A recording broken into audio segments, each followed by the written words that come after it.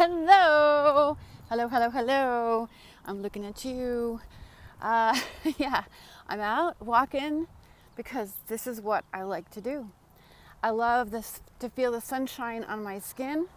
And truthfully, I have sunglasses on so I don't have to keep looking at you. Although you are my focus, I can keep my eye on the trail. And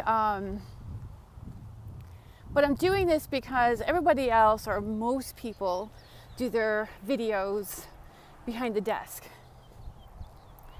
And this is how I can get out of my head and into my body.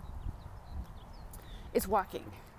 So, and I'm not walking uphill, which is a good thing because now I'm not breathing heavily. I'll be walking uphill in about 20-30 minutes, so because when I go to turn around. But in the meantime, we're heading downhill. Look at that, isn't that beautiful? But like I said, I like to do videos while I walk because I even leave voice messages for people on WhatsApp and whatnot. There's no app called Whatnot, just so you know, it's WhatsApp.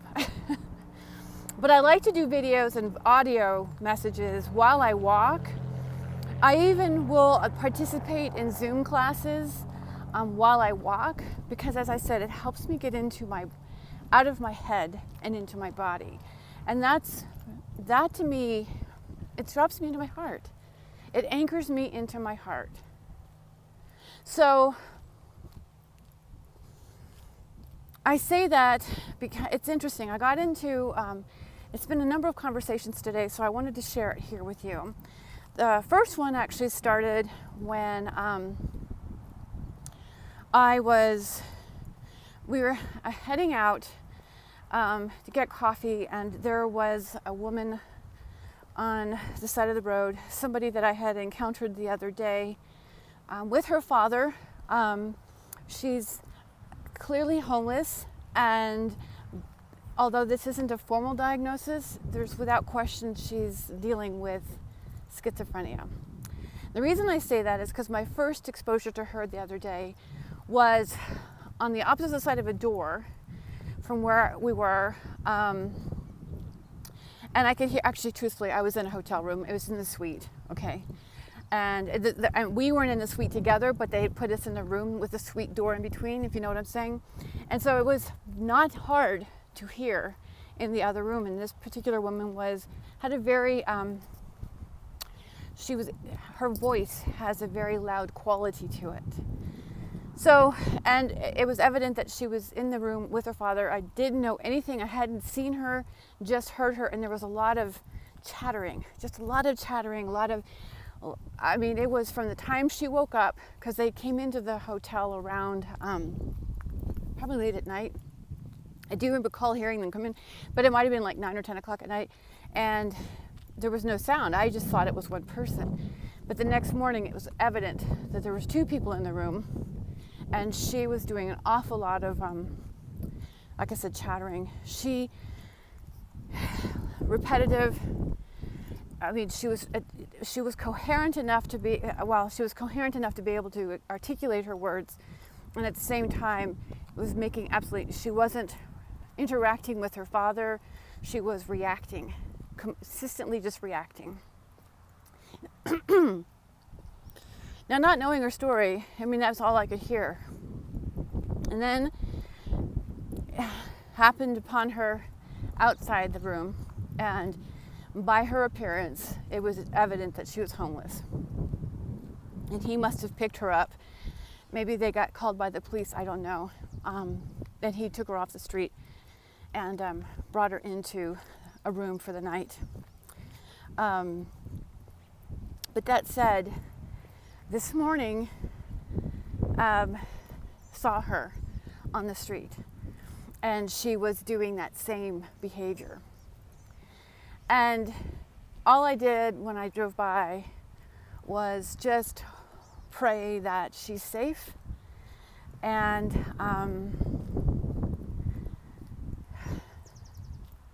find some sense of wellness is really what I was present to. And the person I was with actually made the statement, because I said it out loud, because you could tell, although she's clearly in her head and doesn't appear to be, by her and her definition, she's not struggling, she's, independent. My interpretation as a human being that lives under a roof and able, just has a different quality of life.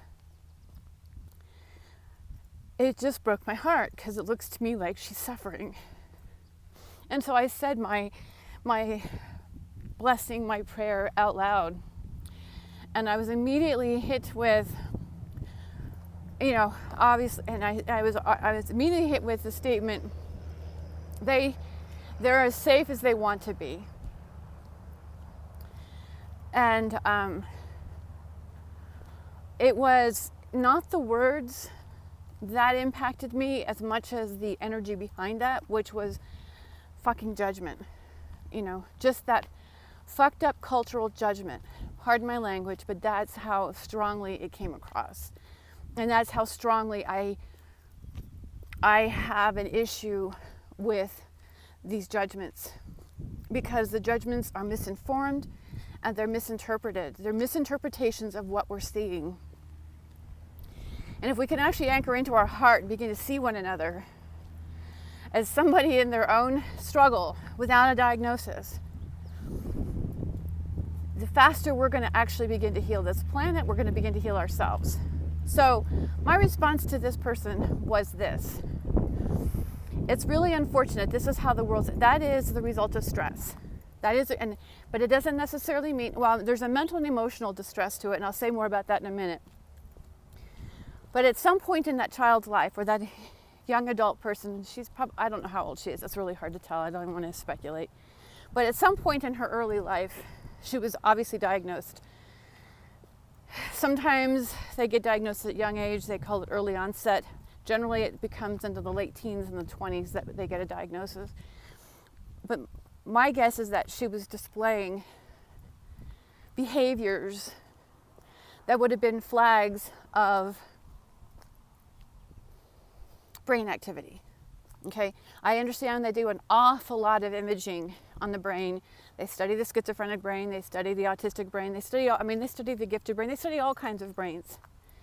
And they show activity. But it's not but what we have to get out of is this need to diagnose and limit people. And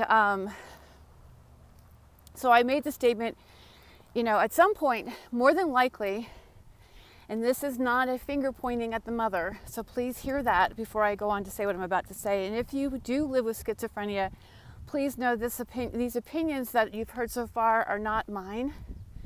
Mine is that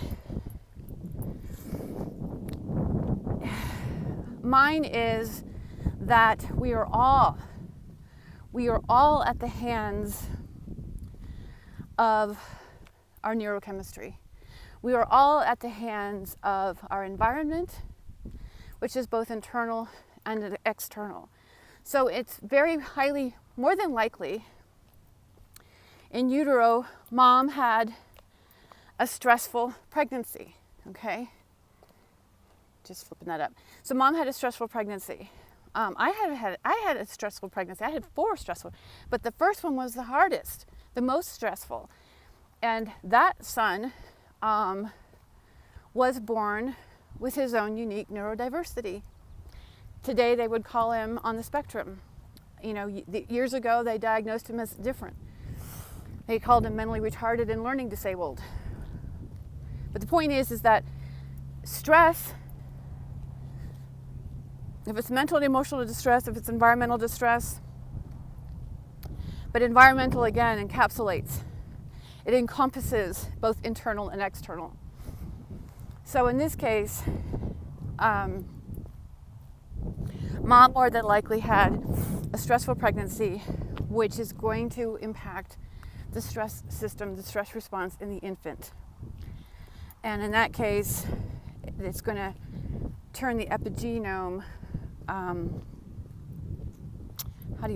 it's going to cause alterations in that. Hello. I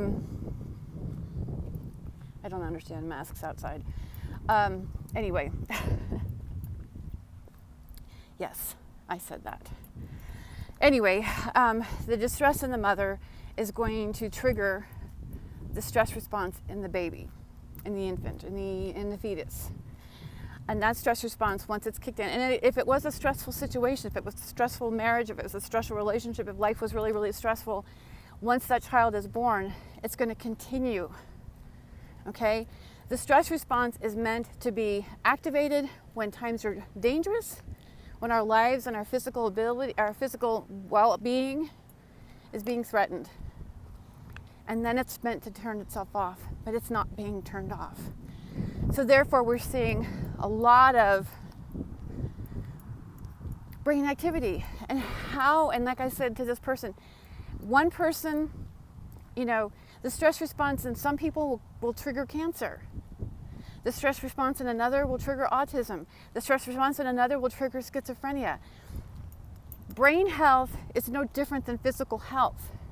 It's all the same chemistry, whether you're talking about your head or you're talking about your heart. Or you're talking about your lungs, you're talking about your immune system. It's all these chemicals they all interact with one another. So in her case, because of her unique wiring, because of her unique psychology, it turned into what she lives with today. And what's really interesting is I said that that's how my day started. That's not entirely true.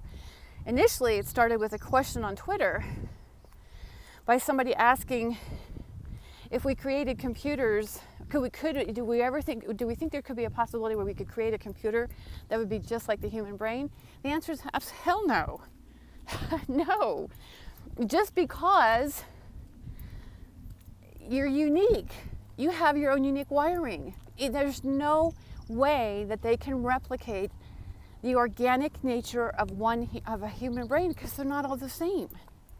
Yes, the structure looks the same, but the way they operate, the activity is determined by epigenetic function. Your FOXP2 gene, for instance, that actually, speech and language, okay? For those who are nonverbal, they have an alteration on the FOXP2.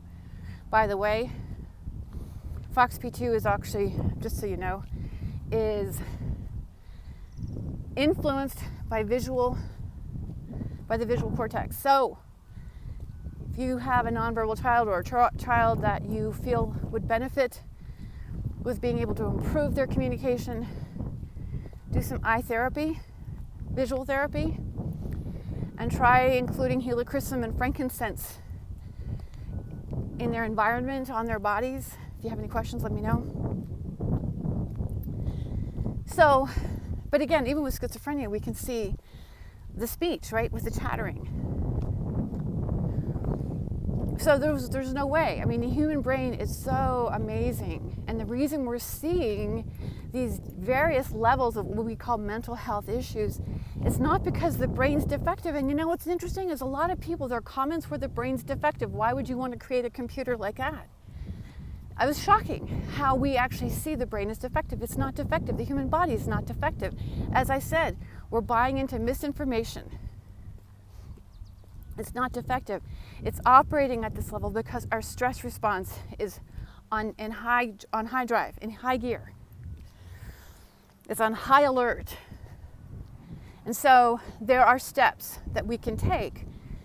Again, I'll share one more example. I got into a conversation in a Facebook group. It's a gifted group. And the question on the table that what I saw this morning was regarding that this person was just told that she probably has ADHD that was just masked by being gifted.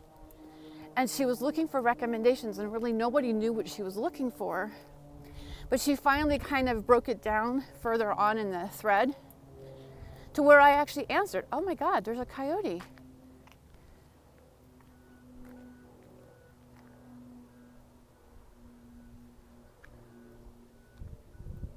I hope you saw the coyote. I couldn't.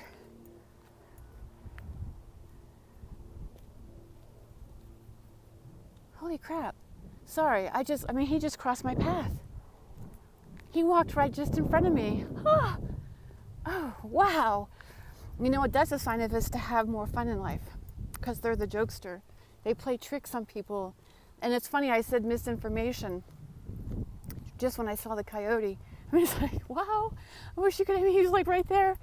Oh my God. Anyway, but see, the interesting thing about the coyote is that they will mislead their prey. Okay, they will actually bounce their voices back and forth, like they'll find an animal that they're hunting, and that they will actually position themselves and start barking to create confusion. It's so interesting that he showed up when I was talking about misinformation, and that's what's happening in our society. In all of this, they're creating confusion, and nobody knows which way to go. Which in some respects is a blessing, because now we can, with all that overwhelm, we're being forced to go into our heart. We're being forced, I want you to see this, okay. We're being forced to go inward in order to determine what makes sense for us. Wow. Okay, so with regards to, the ADHD and being gifted, and like I said, in the thread, she kind of informed us that she's dealing with the ability to focus and be organized and so forth. But I gave her a recommendation, and I'll tell you now what I told her. I told her vetiver, myrrh, Roman chamomile, and black pepper, because it'll help reduce the histamine, which is affecting the heart. It'll do more things than just open our mind up. It will help regulate the hormonal system, like I said, and histamine. It helps to reduce the production of ACTH, which is the adrenocorticotropin, the stress hormone. So it helps to alleviate that stress response to a degree. Helps to regulate hormones and histamine. It helps with digestion, and and there's other fun benefits to it, but fun, in my world, they're fun. But the point is that we're being misinformed that ADHD is separate. I mean, being masked by being gifted. The gifted brain, after watching that woman this morning with schizophrenia and having seen her the other day, I feel fortunate that they look at my brain as being gifted. And I don't mean that as an arrogant. That's how I was I was in the AP classes, from the time I was in first grade all the way through college. But if you actually study the gifted brain, as I said that they do, it shows an overexcitability. It's how they classify it. It's overexcitability in all areas of the brain. Well, it's funny, for years, I could have sworn, if you when we talk about all these diagnoses, right? We separate ourselves. These diagnoses we're being misinformed. There's no difference between an autistic brain. The difference between an autistic brain and a schizophrenic brain and a brain of ADHD and a gifted brain and all on and on and on and on is where the brain activity, the heightened state of activity. In a gifted brain, it's the whole frickin' brain. Okay? So was her giftedness masked by ADHD? Hell no. No. It's her neurochemistry. So using the oils that I suggested will begin to help clear up her head, because it helps to reduce histamine, which is indicated in heart health as well as brain fog. It helps calm the system down. As I said, it helps to regulate the stress response. When we talk about regulating hormones, that's essential for regulating the stress response, because when the stress response is activated. And what's interesting is I got into a conversation the other day with somebody across the pond in the UK, and we were talking stress, and her statement to me was, well, stress just produces toxins. Stress is a toxic reaction when it's ongoing 24/7, but it doesn't produce toxins. So as we relate to the word toxins, stress changes the chemistry. The stress response is a change in the neurochemistry to where we're producing more stress hormones that are considered inflammatory, also known as oxidative stress. Oxidative stress is problematic when activated 24/7. But if it's meant to keep you, like Coyote, what if the Coyote attacked me? What if it came at me and started attacking me? That's when the stress response needs to kick in. Not when we're sitting in traffic, not when we're worried about, not when the bills come in.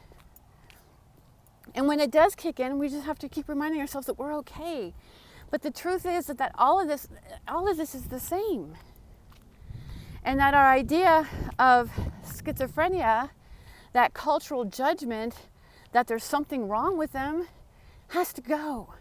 We got to throw it in the cavern. We got to get rid of it. Because their brain is no different than a gifted brain. It's just processing things differently. It's firing on different cylinders because of their epigenome. It's interesting. I've seen memes say, when you've met one person with autism, you've met one person with autism. When you've met one person with schizophrenia, you've met one person with schizophrenia. I've sat in on classes on schizophrenia because I am passionate about the brain. I'm passionate about neurochemistry, and I really, really, really want to understand it. It's the reason why I wrote a piece in the Pantheon called Sacred Portal, because I see the brain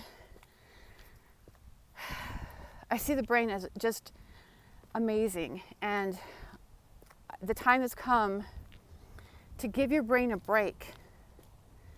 Okay, to give your brain a break. It's so fascinating to be talking to gifted people who've been classified as gifted and see people with schizophrenia on the street. And the only difference is the brain activity. It's not a defective brain. It's an altered epigenome. And there are ways. Now, I've worked with schizophrenia, and I've had doctors tell my clients, their patients, that oils didn't have any credibility. Nothing could be further from the truth, but when you start putting them on all crazy kinds of medication, which they're intense.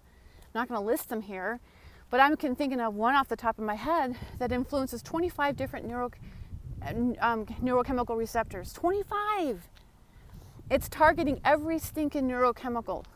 But see, there's multiple receptors for each chemical. It's hitting 25. That particular medication really can't be paired with oils. And if we do pair it with oils, it has to be closely monitored and closely selected.